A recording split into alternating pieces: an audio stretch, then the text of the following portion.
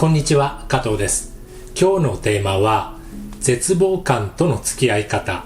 というお題で進めていきたいと思います。皆さんは挫折とか絶望とかしたことはあるでしょうか？挫折したことはあるでしょうか？人と比べて落ち込んだことがあるという人へお話ししていきたいと思います。絵を描いていてなんかうまくいかないっていう時にどうしても人と比較して人と比べた時に自分はうまくできていないっていう風に落ち込まれる方結構多い気がしています。特に独学の人でやりがちな間違いだと私は思っているんですが、人と比べ、人を見て人がどんな風にしているのかっていうのと比較して自分がうまくできていないとか人と同じようにできていないっていうことで劣等感を抱くとか挫折するとか絶望するみたいに自分と他人を比較した上でどうも自分はうまくいってないなっていうふうに落ち込まれる方結構多いなと思うんですよね。もちろん劣等感というかうまくいかないから自分の作品思うように描けないからうまくいかないからなんとかうまくいきたくて上手に描けるようになりたくてそれで絵を描き続けているのが絵描き。私が考える巨匠とか言われるピカソとかマティスとかもそうですけれども誰よりもうまくいかないっていう劣等感コンプレックスが強かったんじゃないかなって想像するんですね。こんな風な表現したいんだけれどもそれができていない。だから描く。だからまたやり直すっていう風にして一生涯を終えた。そういった先輩だと思っています。で、そういったね、劣等感とかコンプレックスっていうのは表現、作画していく上で表現していく上でやっぱり重要な一番大事な核になる自分のコアになる部分を支えているそういう感情だと思うんですが、ここで一つ気をつけてほしいと思うのは自分の今の力と周り、例えば同級生だったり同期だったりそういった身近な周りと比較して自分がうまくいってないとか劣っているんじゃないかっていうふうに周りと比較して自分を判断するっていうその見方考え方は私はあまり賛成できない。周りと比較して人と比較してどうっていうその比較する意味はどこにもないんですよね。人と比較して自分ができているかできていないかっていう人と比較することに意味がないと思います。なぜなら人は人で自分は自分で人と同じことができないのが当たり前。人と同じことはできないし人と同じことをできるようになる必要もないと思うんですよね。そんな風に人は人で自分は自分。私が考える比較する対象っていうのは自分の前と後、絵を習う前と絵を習った後でもいいです。半年前の自分と今の自分、もしくは今の自分と半年後の自分っていう風に自分自身の前と後で比較するのはとてもいいことだなと思います。つまりかつて何もできなかった知らなかった自分の作品と今そう言って描けるように形が取れるように何かしら努力をして枚数を重ねてきて今に至る。前と後で比較した時に結構ねこれちゃんとやってる人少ない気もするんですが半年とか1年とか続けて同じことを続けていくとやっぱり蓄積されて枚数が増えてきますよね。で絵の場合だと、どうでしょうデッサンとかだと、紙に描くから紙を重ねていってみます。そうすると10枚とか20枚とかって最初に描いた頃の絵から2枚目3枚目ってだんだん増えていってで半年1年後っていうのをずっと並べて比較してみるとだいぶ変わってることに自分自身で気づけると思います。自分のできなかったことができるようになった。気づいてなかったことに気づけるようになった。そんな風にかつての自分と今の自分、今の自分とこの先の自分っていうのを比較してそれで切磋琢磨していければいいんじゃないかなと思います。人と比較して自信をなくすとか絶望するっていう人の一番の原因っていうのはもちろんね人から認められたいとか周りからいいって思われるそういったのをなりたいっていう気持ちはわかるんですけれども周りを見るっていうよりも、私は周りを見て、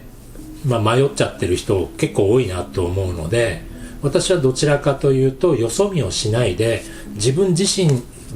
をちゃんと見ることの方が大事だと思います。よそ見なんかしてる暇があったら自分の中を見るっていうかね、よそ見をしてる暇があったら目の前の作品を見る。今手掛けている、今描いている、今書き途中とかね、これから描こうと思ってるでもいいですけど、その目の前にある絵を見ることに集中すればいいかなと思います。昨日、一昨日かな、コメント欄にもうすぐ受験ですみたいな、この時期になるとやっぱ多いんですが、そういったコメントがあって、で、どうすればいいですかみたいなね、直前になるとやっぱりみんな浮き足立ってあたふたしてくるんですけど、そこで私が言えることってもう一つだけで、周りのことを気にしてる暇があったら、今目の前にある作品に集中する。そのことに、作品に集中できれば結果はついてきますよっていうのを、もうずっと言い続けてるんですけれども、目の前にある作品がやっぱり一番大事だと思うので、そこでしか自分が成長していかないというか、絶望感との付き合い方というテーマで始めたんですが、その絶望感っていうのを感情を抱く対象っていうのが、もしね、その周り、他者の目、人と比べて自分自身がっていうのが原因で絶望感を、挫折を味わってるという人は、よそ見してないで自分自身を、よそ見をしてないで自分自身を見る。自分は自分というか、自分の力、そっか。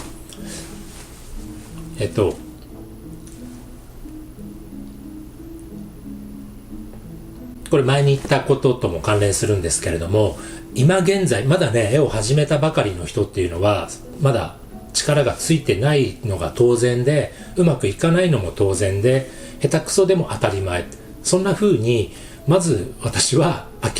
絶望するところからスタートでいいと思うんですよね。周りを見渡せば、みんな上手い人ばかりに見えるかもしれませんが、始めた時点で上手い人ってそうはいないので、今現在の自分の力っていうのをそのまま受け入れて、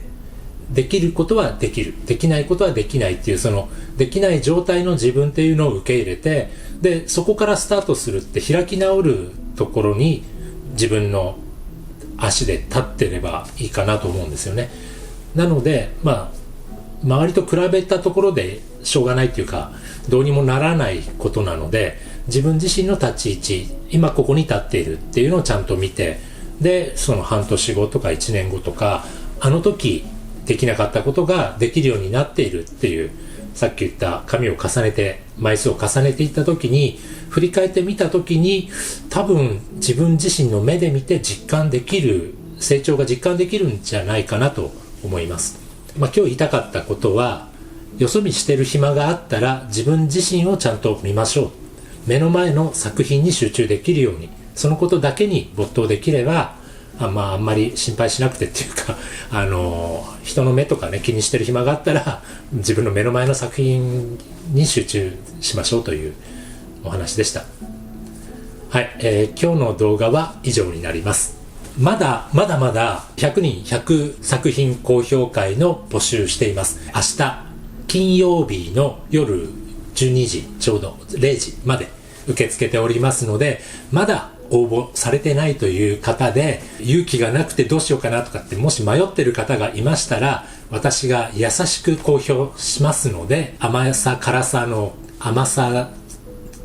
辛さゼロっていうところに印をつけて、ぜひご応募ください。応募方法は LINE 公式アカウントに登録して、投稿っていうところを押すとリンクが出てきます。応募フォームへのリンクが出てきますので、そちらからご応募ください。っていうのがよくわからないという方は、登録したら私宛てにメッセージを送ってください。ここからっていう返信を送ります。ここ最近の動画では、もう喋るだけで全然手動かしてないじゃないかっていうツッコミが来そうなんですけれども、実際に絵を描きながら解説している動画はたくさんありますので、再生リストのデッサン実技という再生リストをご覧ください。球体とかリンゴとか手とかガラスとか金属とか、それぞれの質感の違うものや色の違うもの、様々なものを実際に描きながら解説しています。よくある時間を短縮してタイムラプスみたいな感じでチャカチャカと進んでいくような内容ではありません。実際にその時間、原寸大、等速で実際にかかった時間をそのまま早回しをしないで録画して載っけている、そういった解説動画ですので、私がどんな風に考えて手を動かしているかっていう、その手を動かしているスピードだったり考えているスピードだったりが実際の等速度になっていますので、皆さんも絵を描かれる上での参考にしていただけると幸いです。ウニアトリエではこのような動画を毎日配信しています。火曜日お休みですけれども、この動画良かったと思われた方はチャンネル登録、いいねボタンを押していただけると私のモチベーションが上がって次の動画制作のよろしくお願いいたします。それではまた次の動画でお会いしましょう。さよなら。